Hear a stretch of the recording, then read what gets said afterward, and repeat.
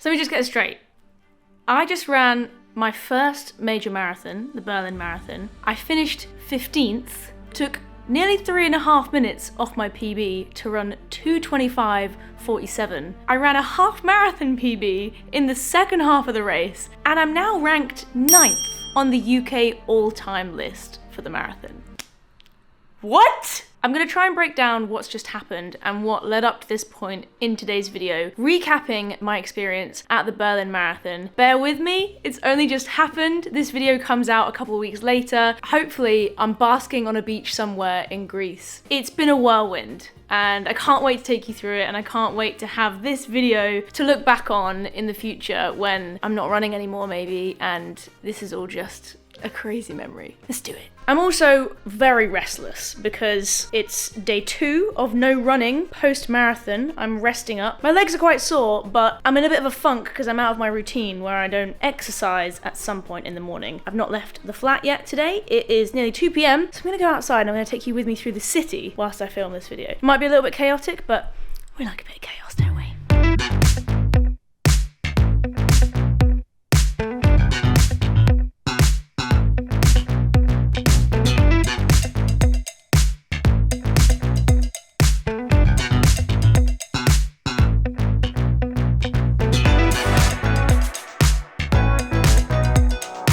So my plan was to get to a nice park to start filming this part of the video, but the heavens have opened, so I'm currently sheltering under a tree. I thought, why not just start here? I'm gonna challenge my anxiety around filming in public because, funnily enough, although I do this a lot when I'm in a city and there's a lot of people around, I get quite self-conscious. So this is a good test. I'm by a busy road, there's a lot of people walking around.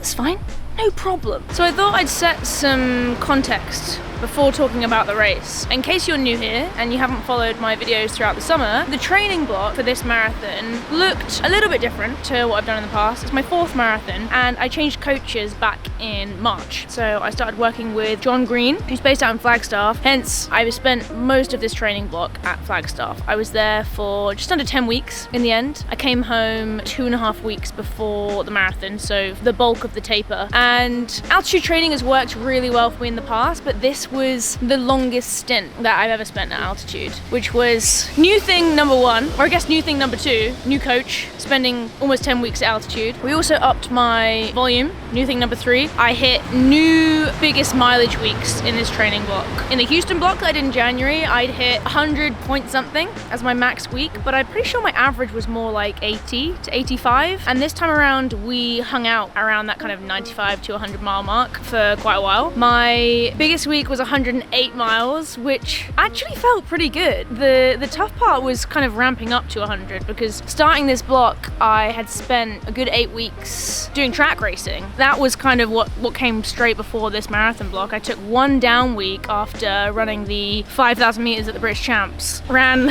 about 32 miles that week before starting the training block, and then it was seriously ramping up from there. I think I went 68 miles, 85, 93, 100, and that 100 was harder than the peak week at 108. But yeah, so the mileage was up. That was new thing number 3. I'm losing count already. New thing number 4 was double threshold. So I did a bunch of double threshold sessions in this training block. It's a big part of John's training philosophy and how he coaches athletes, so that was something I'd not really tried before but was really excited to try. It's less exciting in practice, let me tell you. It's not flashy, it's not sexy training, like it's not gonna look really attractive at the splits, like it's just threshold, but it's doing a bigger volume of it by getting a session in the morning and a session in the afternoon. But by the end of the block, I enjoyed those double T sessions. It just takes some finessing. You have to be cautious with your energy, you have to be honest. You can't overdo them and actually run faster than your threshold because otherwise it'll catch up with you. So that's a lot of changes going into a marathon block. Some would say too many, but I felt comfortable with them. John felt comfortable with it. He's been great at sort of managing all of that, you know, obviously overseeing this block. It's raining a lot more, so I'm gonna find somewhere better than this tree to shelter. I'm now kind of sitting on someone's doorstep. Great idea to go and film the video out in the city, Philly. Great idea. And there's a bunch of videos you can watch if you want to go back and look at my training block. There's the double threshold video we did, a bunch of workout videos. I shared quite a lot from that training block. I had a great time in Flagstaff. Me and Daniel felt very at home there, and I think being happy in yourself and in what you're doing has a big impact on your training, or it does for me anyway. So I was in a pretty good headspace mentally coming into this marathon, but I want to make very clear as well that it wasn't perfect. Although I didn't get sick in this training block, and it's the first marathon block that I haven't gotten sick in, come on! I felt like I had to knock on wood the whole way through the block the closer I got to the marathon every time I said that, because I felt like I was inviting it to happen. But it wasn't perfect. I did have some tough days. There was one pretty key marathon session that was just a miss. I was meant to progress on my paces, hit 12 miles, get faster than marathon pace, and I just got slower, and that was a real knock to my confidence.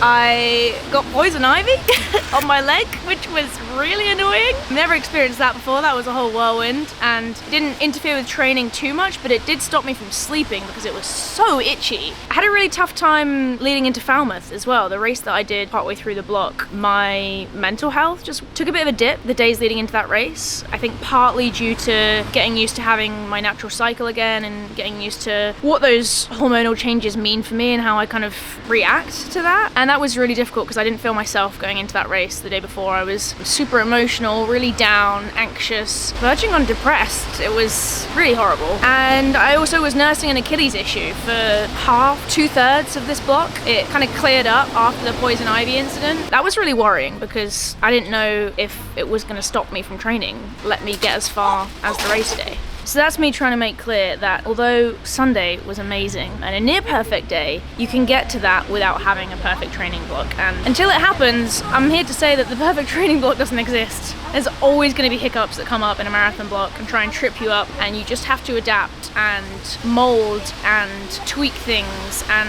do your best. It's a long time to be training for one thing. Whether you do a 10-week block or a 16-week block, it's a lot of time for things to go wrong. You've got to roll with the punches.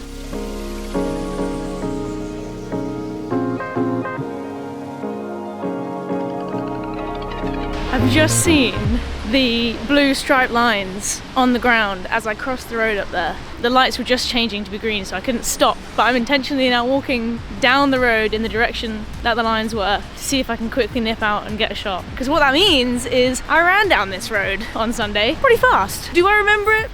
No.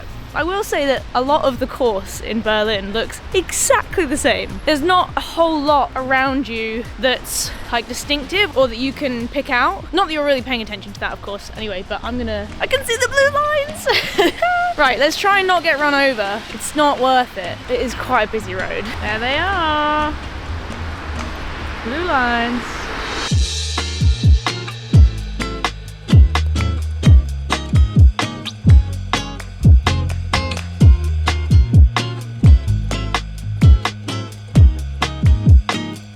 Home from Flagstaff. Last week out there was fantastic. It was the last week prior to the 3-week gradual taper. All of my workouts went really well. I was feeling really strong, really confident, really fit. And the options when you spend time at altitude in terms of going into a race tend to fall into one of two categories. You can either drop down and race almost immediately within the next 1 to 2 days, which is what I've done before. That's what I did going into Houston. I went from Flagstaff straight to Houston and raced. I did that for Copenhagen when I dropped in from St. Moritz and raced 2 days later. This time around, because of the travel and the time difference, I couldn't do that because it just wouldn't have been smart. I'd have been jet lagged, I'd have felt awful. It takes a couple of days just to get over the travel coming back from the West Coast. So we opted for the other end of things, and I worked with my physiologist to kind of try and get this right, but everyone's different, so it's sort of a bit of trial and error. I didn't really have any time for an error because I had one shot at this, so we went for coming back 2.5 weeks before the marathon. So I had another half week out in Flagstaff. Week 1 of the taper, I took a rest day as one of my travel days.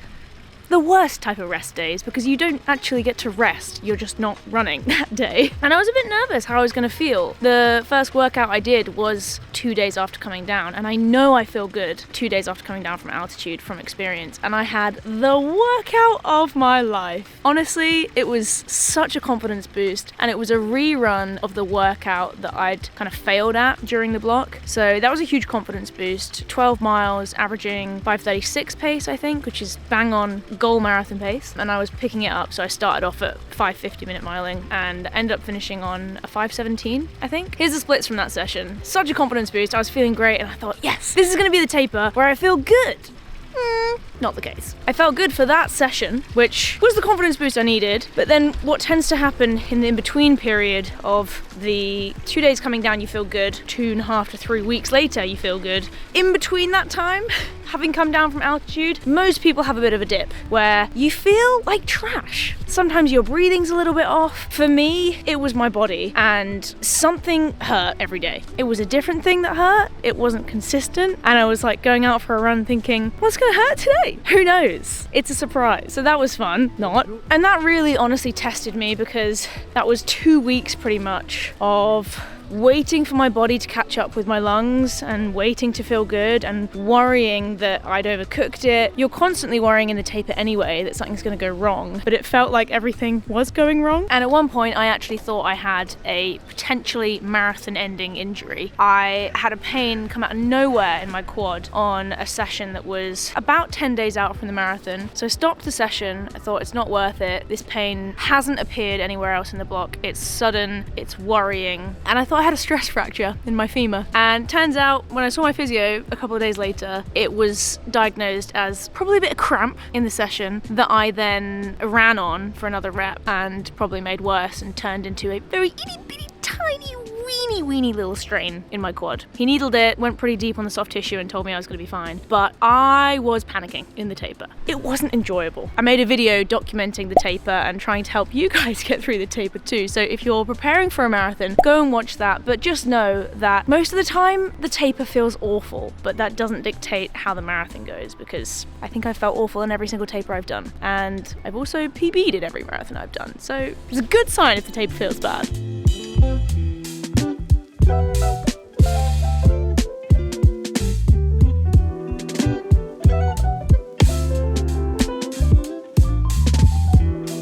So thankfully the last few days of the taper, like the days literally leading up to the marathon, I started to feel more like myself. I had physio the day that we started our travel to Berlin, which was an absolute godsend. Huge shout out to my physiotherapist Chris, who not only deals with me panicking and freaking out, as is natural in a marathon build, but just knows how to get my body in a really good place. Saw him on the Wednesday. He sorted out my slightly jammed up hip, worked on my tight glutes, sorted out my back, clicked my ankle. It felt great. Drove down south, stayed with Daniel's parents for a night, and then we left super early in the morning on Thursday to travel to this wonderful city. And I think all things considered, well, it could have gone smoother. We have some people staying in our house looking after our cats whilst we're away at this race and on holiday. Well, the day before the marathon, our boiler broke.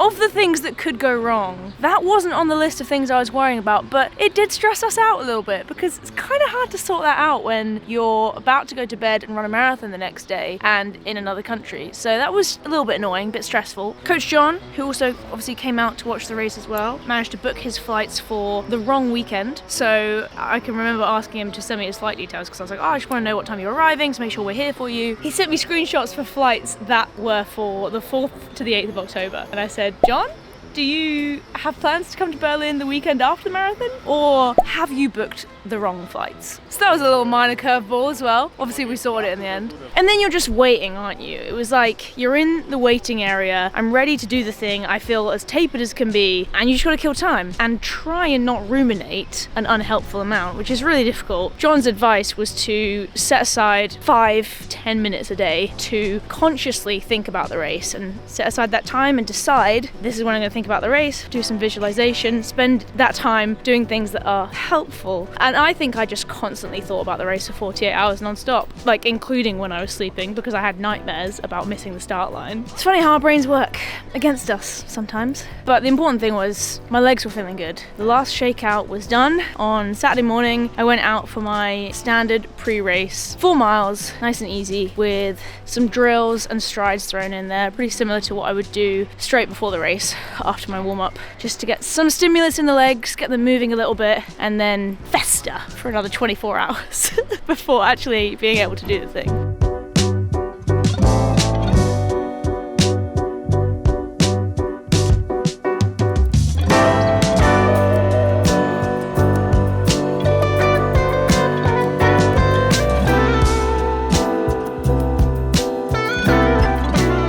What is in the Bienenstich?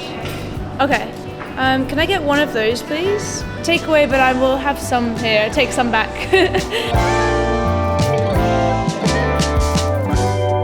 These are not both for me. I have a knife. I'm gonna have half and half, and then take half back for Daniel. He is currently at the apartment making a video that's already come out before this one, because he's a hero.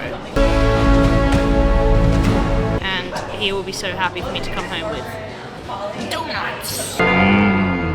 Donuts. Okay, first up, we have peanut butter. That's good. This one is vanilla. Yum. Before I talk to you about the race itself, I want to talk to you about my fueling partner, which isn't donuts, but that would be cool, wouldn't it? OTE have been my fueling sponsor for the last 3 marathons now, which is crazy. 3 out of the 4 marathons I've run. They not only sponsor me, but they are today's sponsor of this YouTube video. So I thought, what better time to talk you through my fueling strategy for the marathon training, and also to shed some light on these, because just look at that. We've got Love the Grind there, if it focuses.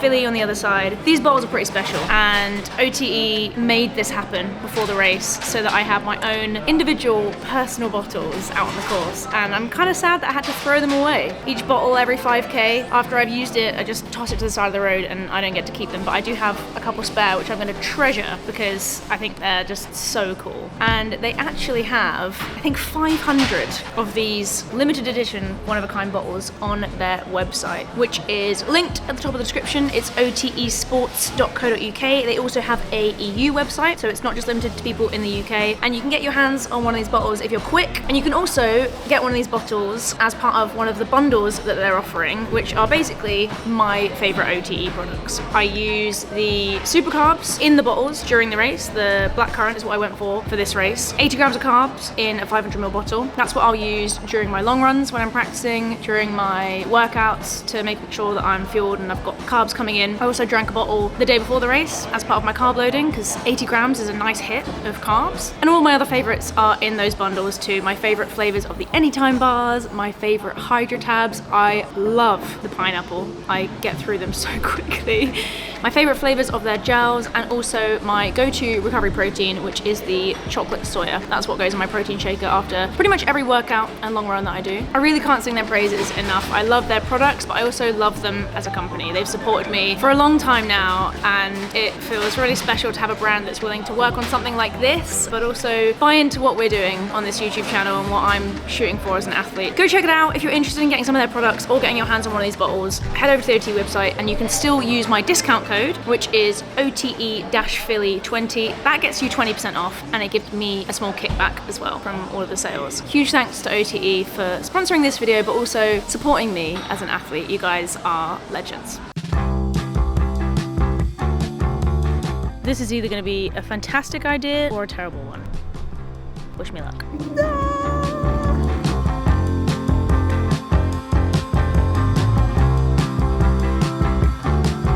And I've come to a very appropriate location for this section of the video because the race started just down there. You probably can't see, but the victory column is right in the middle down there, and we started about 600 meters, 800 meters back from that. You go down and then around the victory column. The finish is also just down there, and we come through that thing before the finish. It's kind of quite a famous structure apparently, Brandenburg Gate. Yeah, pretty neat. Quite cool being stood here again a couple of days later.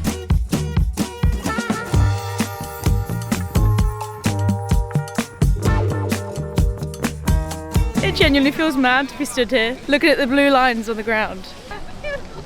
Around down there, through that gate. I was hurting. Let's talk about the race. So, goals going into it, I wanted to go through halfway on pace for 2:27. On a very good day, I wanted to be able to pick it up in the second half. That was kind of a goal, finishing between 2:26, 2:27. So I had my pacemaker, Dan Osborne Nash, absolute legend, agreed to pace me. I paid him, don't worry, it wasn't working for free. We had a good chat on the warm-up together, just kind of calming the nerves and reiterating the plan. Stood on the start line together, and all I had to do basically I was follow him, which in a long race like a marathon is a really nice thing to do. Obviously there's a lot of trust you have to put into someone. He did plenty to reassure me before the race that his internal metronome was working sufficiently. So yeah, we got on the start line together. They play that horrible music that is meant to sound really suspenseful but just kind of makes you even more nervous than you already are at that point. You just want the gun to go off. Hello little birdies. Hello.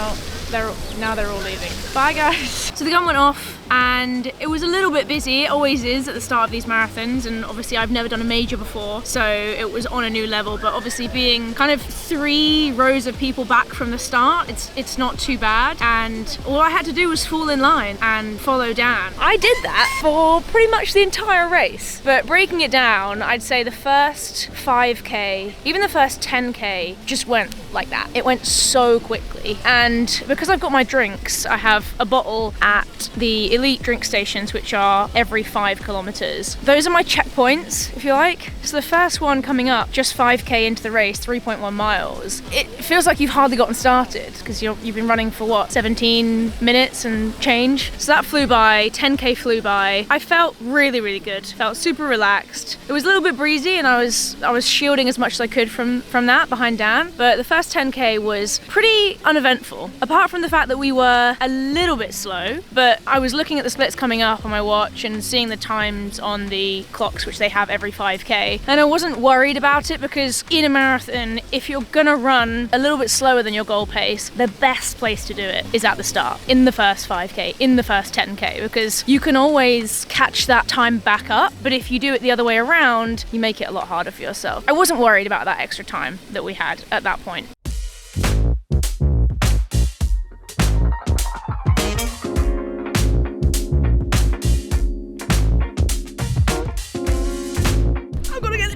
I'm running late. I shouldn't be running. I shouldn't be running.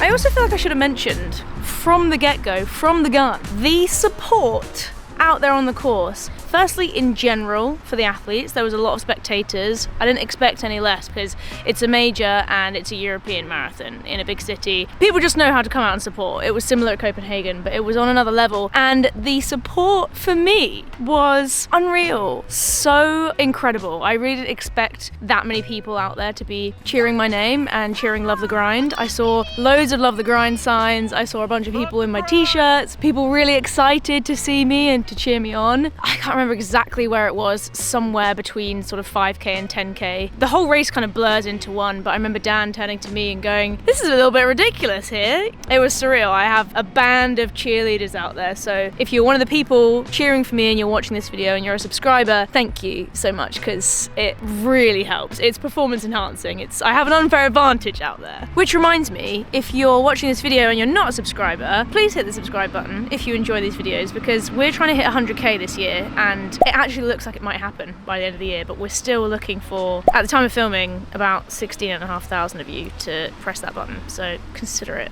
Checkpoint 10k, sunk that bottle. I was doing a really good job at drinking all of the contents of my bottles as well, holding onto them for a little bit longer. Got to my third checkpoint. Whenever I think of the drink stations, I think of playing Crash Bandicoot and how you would get to like a checkpoint.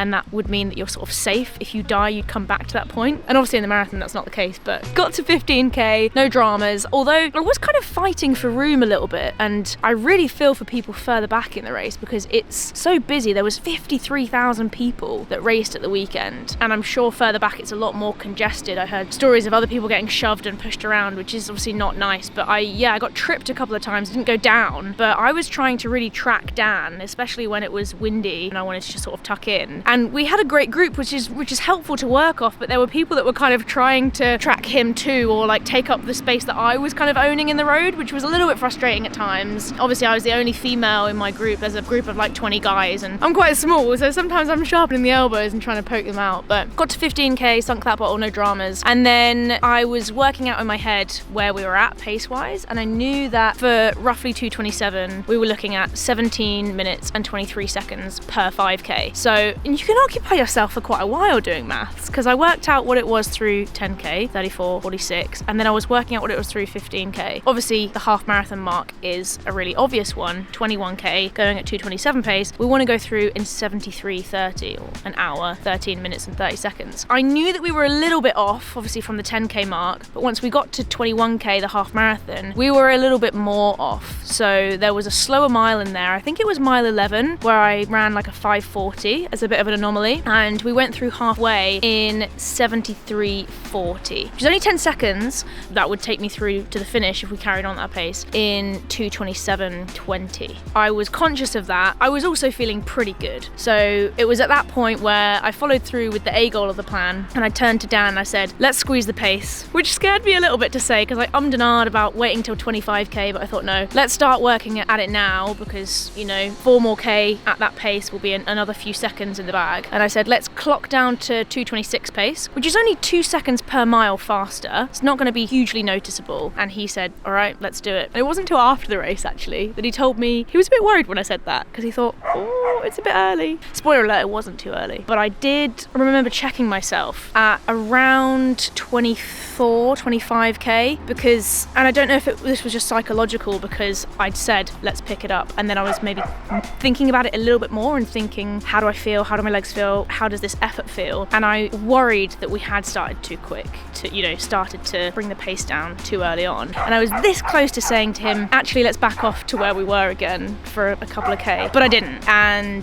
that harder patch, I mean, I don't think you could even call it a bad patch, because it wasn't, lasted for another mile or two, if that. That's a reminder to anyone watching this, if you've got a marathon coming up, that a tough patch, a bad patch, or a part of the race that feels like it's just got a little bit harder out of nowhere can end as quickly as it, arises. And I felt like I was in my rhythm again, coming up to that 30k bottle, which was probably where my favourite part of the race sort of actually started. And I can remember talking to John about this after the race, and his advice pre-race finally made sense, because I can remember him saying to me, ideally you get to halfway and you're pretty bored and most of the race is going to feel pretty mundane. I just didn't really understand what that meant, because I've never found a marathon mundane. I've always found it either really hard or really fun, but I kind of got what he meant, because up until 30k, on the whole, apart from that, minor moment where I thought, okay, I'm working a little bit harder here, came back from it just felt like a workout. It felt like I was doing a tough session, but I was comfortably uncomfortable, and I really felt like I was running within myself. I didn't get too confident with that feeling. I didn't think, oh, what could I run at the finish, because this feels relatively easy. It doesn't feel like I'm redlining. It feels like a workout. I didn't get excited by that, because I've run marathons where that pain has really crept up on me. So I was kind of running, waiting for that pain to arrive, and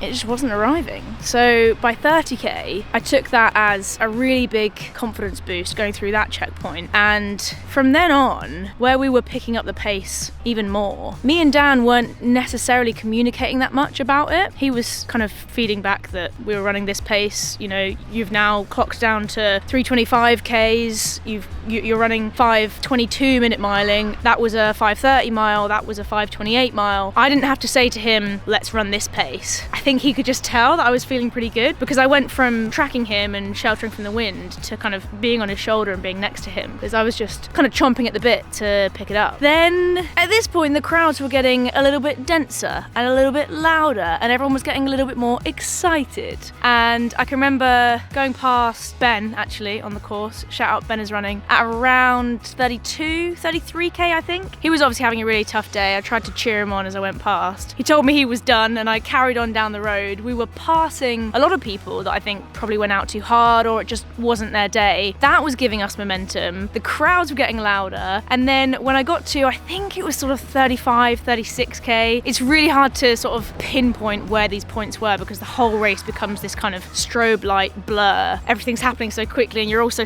trying to focus. That's when I saw Daniel and John kind of at the same time. They were a little bit, I think they were on opposite sides of the road, and Daniel came up first and then I saw John. And it was a really dense part of the course for kind of spectators, and I could tell that Daniel was really excited. He filmed me, or he actually didn't, because he pressed record, but he'd actually stopped recording, held the camera up thinking he was filming me, and then pressed the record button again and then had started filming. So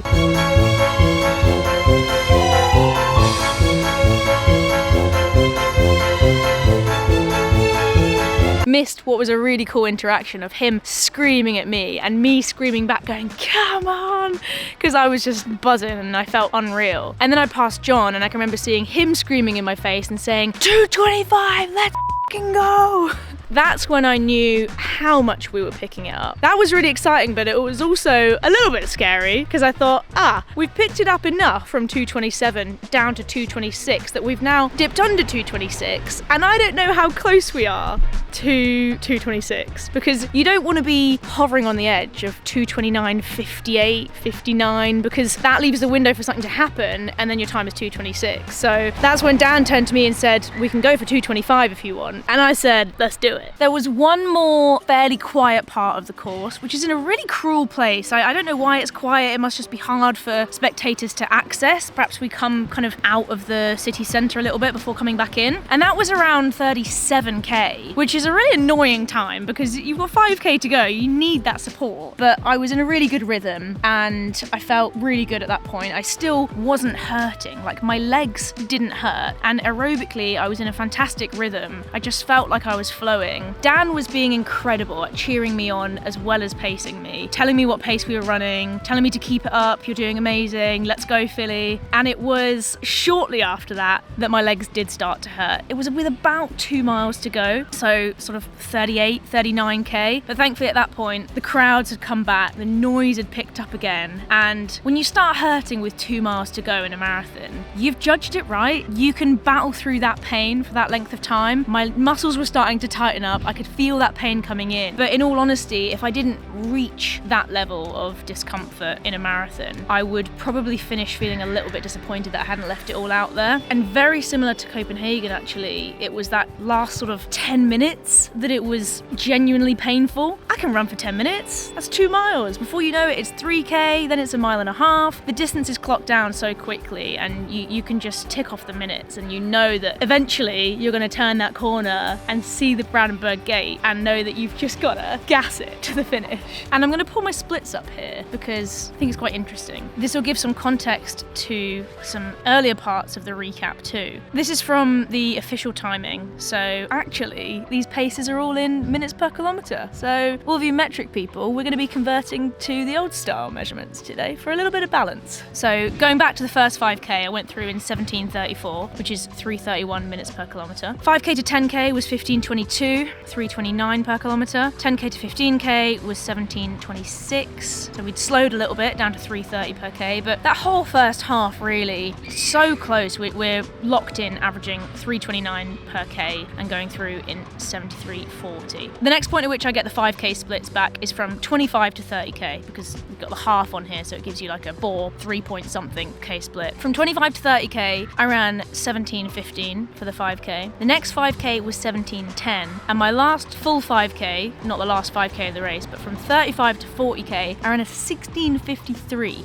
5k, which is 3:23k pace. And then the last 2 and a bit k was at 3:20 pace. That is a split that I will run in a track session as a k rep. I genuinely can't believe that I pulled that out at the end of the marathon, and I give a lot of credit to Dan, not only for pacing me and helping me pick it up, but for cheering me on during that last 2k pretty solidly, like every 10 seconds, giving me encouragement, telling me to grit my teeth, telling me if you want 225, we've got to go now. And I think that's responsible for at least like 10-15 seconds of that effort. Dan then left me at the Brandenburg Gate, which is when you've got somewhere between 300 and 400 meters left to run. They call it a minute if you're running fast. He peeled off to the left side and then I got directed to go down the right, which is the elite finish, and they wanted to get me coming through because I finished 15th. So I was on the big screen, I could see myself on the screen, I was following the blue lines, and I was just to the arms, like trying to hold on to as good running form as possible because I knew that at that point that would help me get every last little second out. And across the line I saw 2:25:45 on the clock.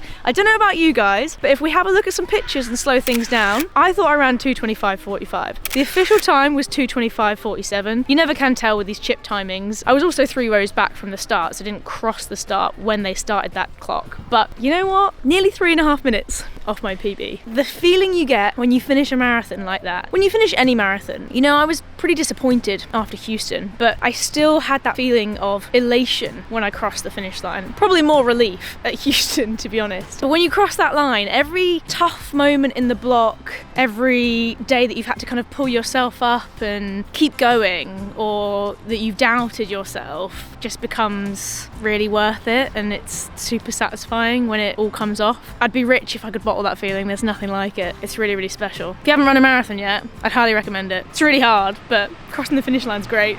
I'm still on cloud 9 because I absolutely smashed my goals out the water for this marathon. Not only the time, we wanted to run somewhere in the region of 2:26 to 2:27, and I went under that. I'm buzzing to say that I'm a 2:25 marathon runner now. I also ran a half marathon PB in the second half. I took 6 seconds out of my half marathon PB from Berlin in April this year. So that needs revisiting. But most importantly, I smashed that goal of finishing this marathon and being instantly excited to do another one, which is really, really cool. And I've seen that come into action the last few days because I've been plotting what's next. I'm gonna have another little think about that before I commit to anything. I don't have to commit to anything yet, but I'm gonna talk to my coach and have a look at where everything sits in the year and decide which marathon I want to do next, and also, you know, what races come between now and then. I think my plans have maybe changed from what I was thinking. Before I ran this marathon, I think I'll do another track season next year and then wait until the autumn to run another marathon. But quite excited to run another marathon. I don't think I can wait that long. So maybe I'll run one sooner than the autumn. Maybe I won't. But come back for the next video to find out a little bit about what's next. And